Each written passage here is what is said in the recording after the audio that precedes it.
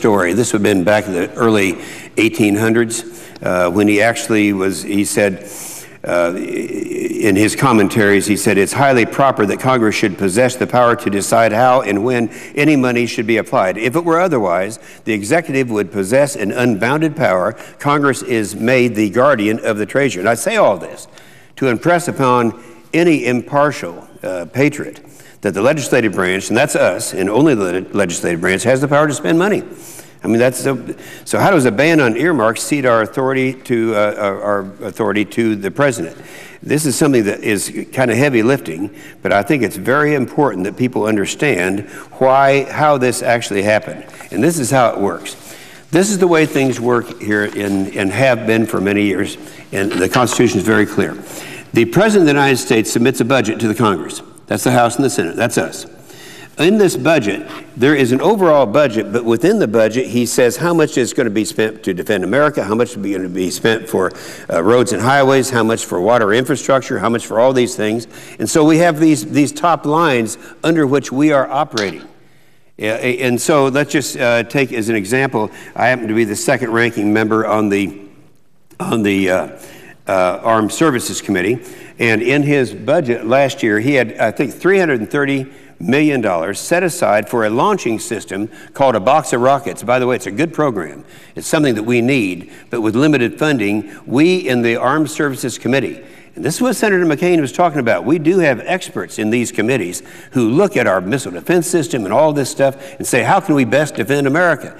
The president doesn't know this. They can say, well, that's coming from the Pentagon. Well, no, the Pentagon does what he says. I think we all understand that's the reality. And so instead of this launching system for $330 million, we decided to spend that same amount of money and buy 6 new, shiny F/A-18 fighters, things that we knew that we needed at this time. Now, it didn't cost any more money. We're just taking that money that he wanted to spend on something else, and we're exercising our constitutional prerogative. Now, if we substitute our appropriation for his budget item, it would be an earmark by any definition. So if we were to pass this, and this becomes law, that would mean we would have to just take whatever the president wants to spend on defending America, and we would not be able to do anything that we really wanted to. We said that 6 new F-18s were what we really needed. It didn't cost 1 cent. In other words, we would be letting the president do what James Madison wanted us to do. Now, if you'll take and look at in just the Armed Services Committee, the unmanned aerial vehicles. Right now, we have 36 of these that are flying around Southwest Asia and over areas where there is combat, feeding information to our kids in the field up there. We would not have unmanned aerial vehicles if it weren't for earmarks, because we took something the president wanted and put that same amount of money into these unmanned vehicles. Also, we wouldn't have our improved armor vehicles and add-on armor. Why do you think those of us on the Armed Services Committee spend so much time in Iraq, Afghanistan, Africa, and around the world where there's combat? We do it to find out what our needs are. And when we find out what our needs are, we know more than the president knows about the needs, and we're doing what Hamilton and Madison and Story wanted us to do. That's our job description. That's what we're supposed to be doing. So we did. We wouldn't have add-on armor. I don't know how many of our young men and women in uniform would be dead today if it had not been for that. We wouldn't have mine-resistant ambush-protected vehicles. Again, that was a congressional earmark. We wouldn't have $14.2 million for detection of landmines and detection of suspended bomb makers and IEDs in Iraq and Afghanistan. I know that was an earmark because that was mine on the Armed Services Committee. Now, it didn't cost a cent because we merely canceled an equal amount of money that the president wanted to spend on something else, and we exercised our constitutional right. Didn't cost anything additional. So we see that eliminating earmark wouldn't allow us to change anything in the Obama budget and would allow the President Obama to perform our constitutional duties. Now, number 2, you said constitutionally that's where we are, and that money would be transferred for all practical purposes to President Obama. Now, the second thing is it gives cover to big spenders. Under the current definition, let's look at the 2 of the 4 largest earmarks in 2008. You have 2008. Using the Senate definition, expenditures with or to an entity, the following qualifies as earmarks. But rather than get into argument as to whether or not they're earmarks, they would be banned. Just put them up there to kind of get a perspective. These are 2 of them in 2008. The TARP, this is one, I think, and I know a lot of people get upset when I say this, I think 10, 15, 20 years from now, people will look back, historians, and say the most egregious vote ever cast in the Senate was the $700 billion bailout. $700 billion bailout. You know where that went? AIG bailout, Chrysler bailout, General Motors bailout. That was $700 billion given to an unelected bureaucrat to do with as he wished. The other one was the PEPFAR bill, $50 billion. That's $750 billion. My good friend and my brother, the author of this amendment, Senator Coburn, voted for both of these. I voted against both of these. But just to kind of put it in perspective, let's show, and this is something that I wish that all members would do. This is called the Inhofe factor. Now, I know I'm not as smart as a lot of the guys around here, so when I see the billions and trillions of dollars, I have to put it somehow into a perspective that I know what this costs for my people in Oklahoma. In 2009, follow through this, if you would, say to the chair. In 2009, $2 trillion in taxes was paid by individuals across the country. $18 billion came from Oklahomans, which is about 1% of the federal total. That's about right. The average Oklahoma individual tax return that year was $11,100. Now, therefore, the average Oklahoma taxpayer is responsible for providing this percentage down here of the total federal revenue. In other words, for every $10 million in spending, Oklahomans pay about a nickel. Now, I'm talking about Oklahoma, not all the state of Oklahoma, just each taxpayer who files a tax return in Oklahoma. So that's what we have there. Now, put the next one up, and let's see how that works in reality. If you take the amount and use that same factor to those 2 bills, the TARP bill, $700 billion bailout, and the $50 billion PEPFAR bill, that's $750 billion, and you apply that factor, each of my tax-paying families in the state of Oklahoma would have to have an obligation of $3,500 in that year. Now, that's what it would cost. Now, someone might argue, well, they didn't spend the whole $700 billion. Some of that came back in. Yeah, that's true, but they authorized it. They said you can do it. So they were willing to have each taxpayer in my family, in my state of Oklahoma, to have to spend $3,552 in taxes. Now, the total amount of requests that I had, in other words, earmarks, were some $80 million. That was in areas mostly in defense. And if you use the same factor, each family in Oklahoma, to get the $80 million of things that we're doing trying to defend America, it cost them 40 cents. Mine, those are earmarks, 40 cents versus $3,552 that the author of this amendment we're talking about would have to spend. So, you know, I just think you at some point have to look and see what the cost really is. Now, if you go back to chart number 4, you can find number 4 there, several things have been said today that were not true. And I'm not saying they intentionally misrepresented the truth, but they inadvertently did, all caught up in this thing. The statement was made by one of in fact, it was the senator, might have been the chair, I can't remember who that was, who made the statement that as these earmarks are going up, that this is causing spending to go up. Well, that's not what's happening. If you take the total amount of earmarks in the 2010, according to the OMB, Office of Management and Budget, that would have been $11 billion. And if you look and see how what happens to that each year it goes down a period of an amount. It started 5 years ago at 18 billion, went down to 15 billion, down to 12 billion, now 11 billion. So it's coming down. And that's why we have to look at this in reality. Now, I'm not going to go. I noticed that my good friend, Senator DeMint from South Carolina, has been active in this thing. And last time I spoke on the floor, I pointed out that Senator DeMint had all these different earmarks that he has been able to get for his state. And, you know, I don't know how you can talk about eliminating earmarks and yet do that.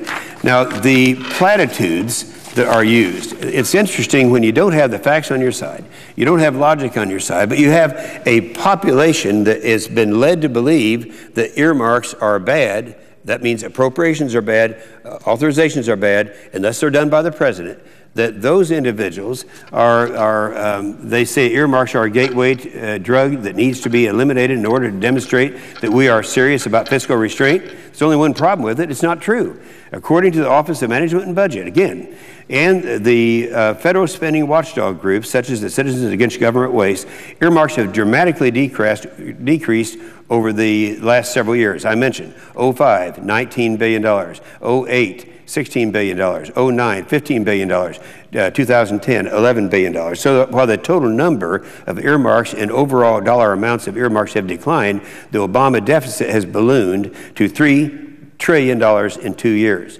So obviously they're not a gateway drug, but it sounds good. These are the platitudes, and they say it's symptomatic of all this garbage. We're talking about real dollars here, and we're not going to get down and do something about real spending until we quit demagoguing this issue. And I'm going to give you an easy way of doing this, of correcting this problem in just a minute. Now, if you need further proof, in 2009, the Senate performed a rare action of considering many appropriation bills individually rather than doing the irresponsible thing that we're talking about doing right now and lumping them all into one bill to consider at the end of the year.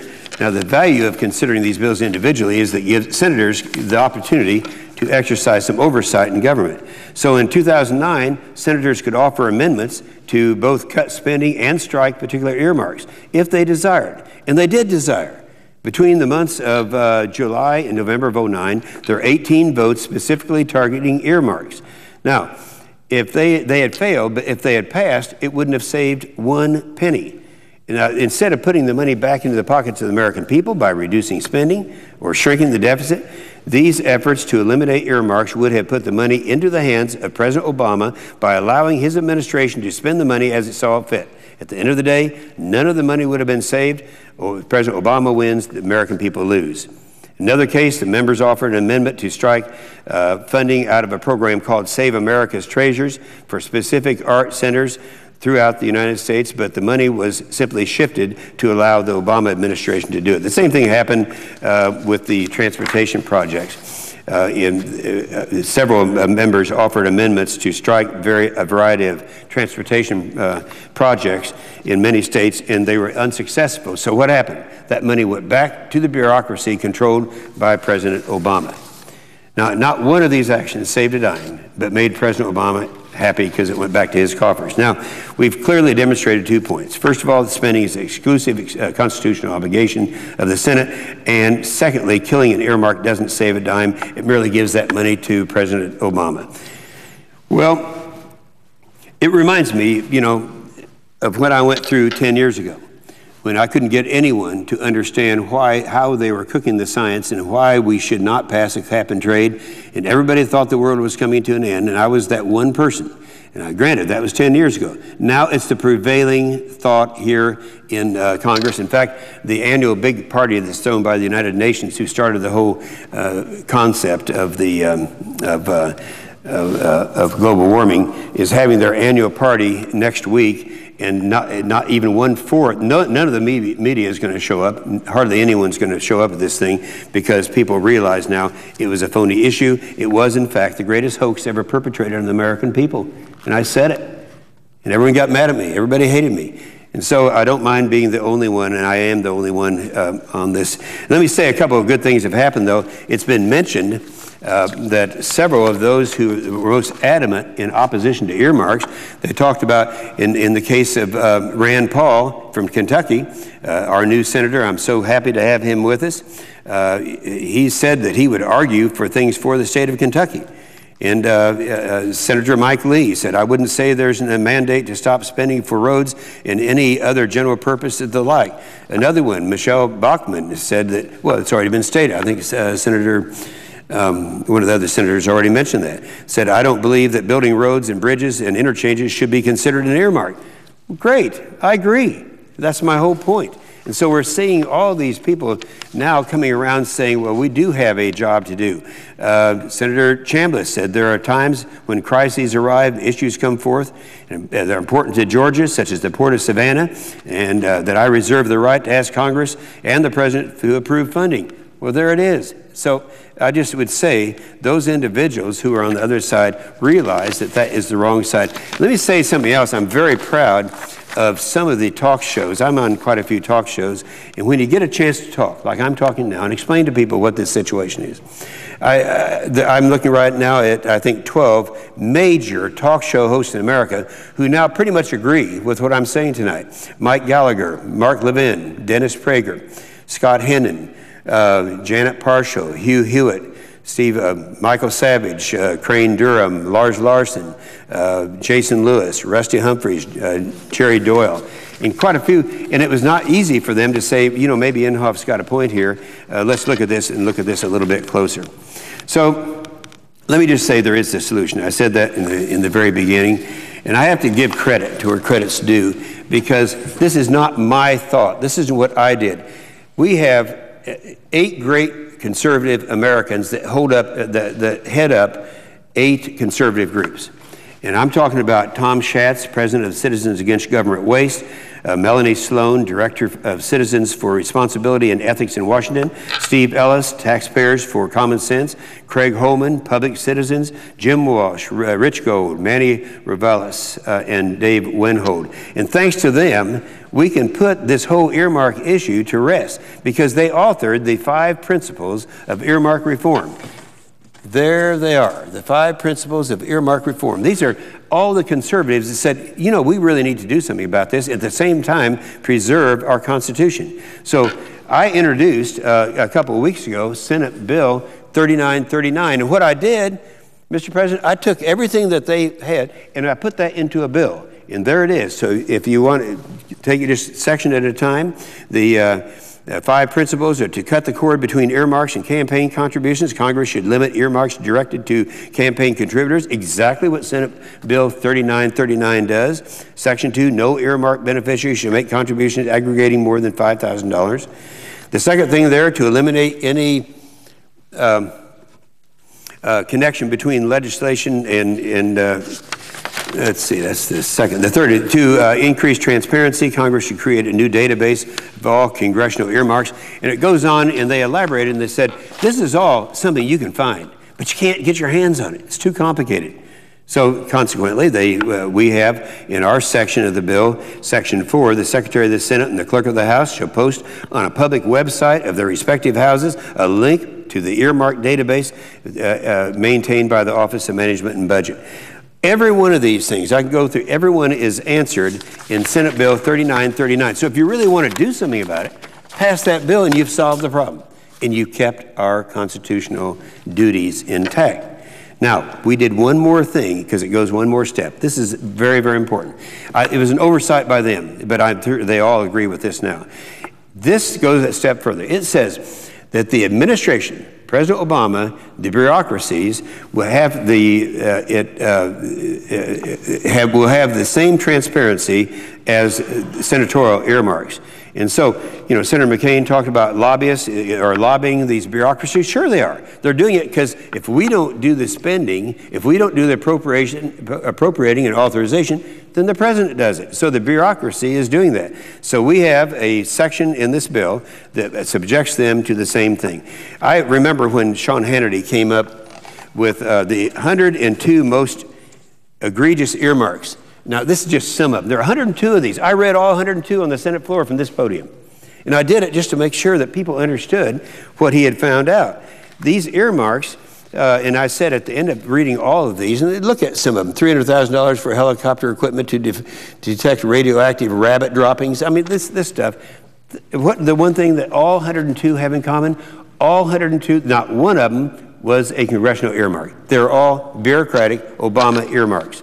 And so that's the reason for that, and that's, if you want reform, that's how you're going to get it. So I know there will be some members who won't be able to resist the fact that they can have a great opportunity with one vote. They can make people think they're conservative, and they can give President Obama what he wants, and they can be politically correct. But again, we have a solution to the problem. That solution will come. And you know what? I said in that conference that I mentioned about 30 minutes ago, I said, if you really want to do something to do away with the earmark and all this stuff, all you have to do is define an earmark as an appropriation that has not been authorized. Authorizing committees are the discipline for appropriations. Now, a lot of our appropriating friends won't like this idea. That would do it. Now we heard several of the senators, including my junior senator, the author of this amendment, and Senator McCain, saying, this is good. We've done away with authorizing. We need to authorize these things. You know, in the Armed Services Committee, we have experts in every field.